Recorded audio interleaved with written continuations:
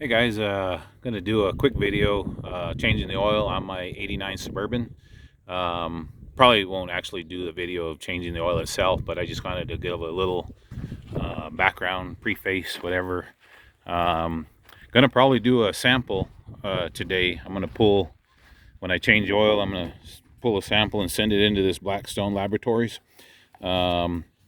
Just because I've had a couple little minor issues that I'm concerned about. About I don't know, 2,000 miles after my last oil change, I had an oil filter start leaking, and it was one of these Donaldson filters that I like a lot. And it's kind of weird. It appeared to me it was leaking from this seam, and I wiped it off, started it back up once I noticed it was leaking, and I think I caught it as soon as it started leaking.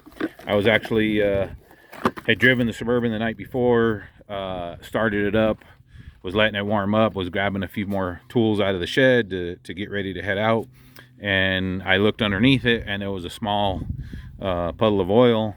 So when I investigated to see what it was leaking from, turned out it was just coming off the filter. So I wiped it off, started it back up, figured maybe it was just loose, so I tightened it, which it was pretty snug, but I was able to tighten a little bit. But I restarted it and it still leaked, so I ended up just putting a different filter, and was going to try to figure out a way to pressurize the filter off the vehicle to see if I could see really where it was leaking from, but I ended up never coming up with a method, so I just gave up on that. But the other thing it just started doing, so when I bought this Suburban, the oil pressure gauge, this is being an '89, it's got an electronic sending unit.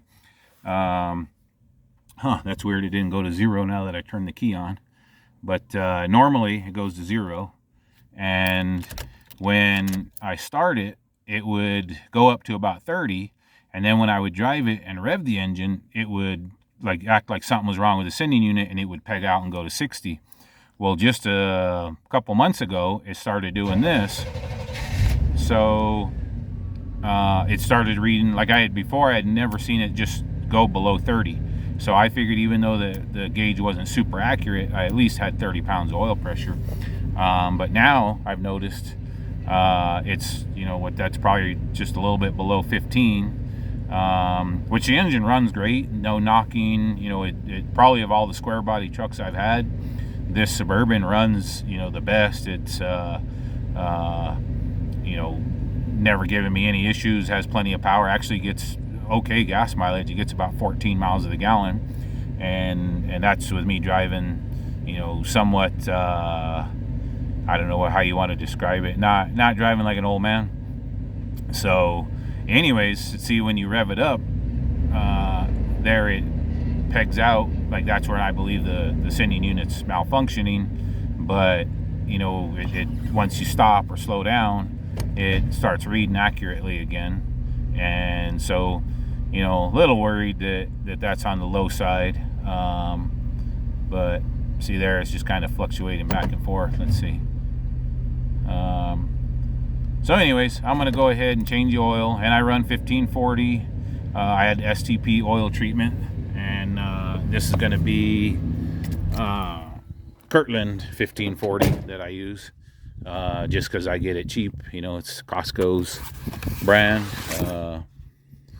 And then I had the STP oil treatment. And so one other little tip, when doing the oil sample, they you get this little bottle that you put the sample in, and rather than actually try to put the oil in this as it's draining, because you end up, they tell you to let a little bit drain out, then you intercept the stream, halfway through, whatever. So you're going to end up making a mess and getting this all full of oil, and you got to wipe it all off.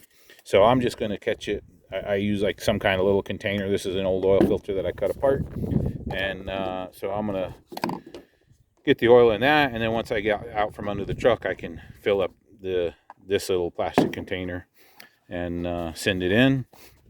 So we'll see. I did do an oil analysis on this truck when I first bought it about 10 years ago, and I believe the results were high on a couple things that they, like lead and something else that they said indicates probably, you know, rod and main bearings are worn, and they said keep an eye on oil pressure, which of course with that gauge, who knows what it really is. But like I said, it's run so great. I've not, you know, haven't been too concerned about it. I did buy already a replacement oil pressure sending unit, but unfortunately it's way back there under the distributor, kind of mounted sideways, so it's not something that's going to be super easy to get to. Next time I do a tune-up and put wires, once, you know, I can get back there, and, you know, because it's getting the wires out of the way and the cap, that wiring harness is in the way, kind of. So, and I've looked at trying to get it from underneath and get it from the top, and I don't know, it just doesn't look like it's going to be super easy. I really wish these still had the mechanical oil pressure gauges like this. My 76 is what that uses, and I had a 75 3/4 ton Chevy the same way, mechanical gauge, which, yeah, I mean, I guess some people say it's not the best, you know, in case the line breaks and then it's spewing oil all over, but at least they're a lot more accurate than these electric ones. So anyways, yeah, I'm gonna change the oil and get a sample, send it in, see what they say. But all right, thanks for watching.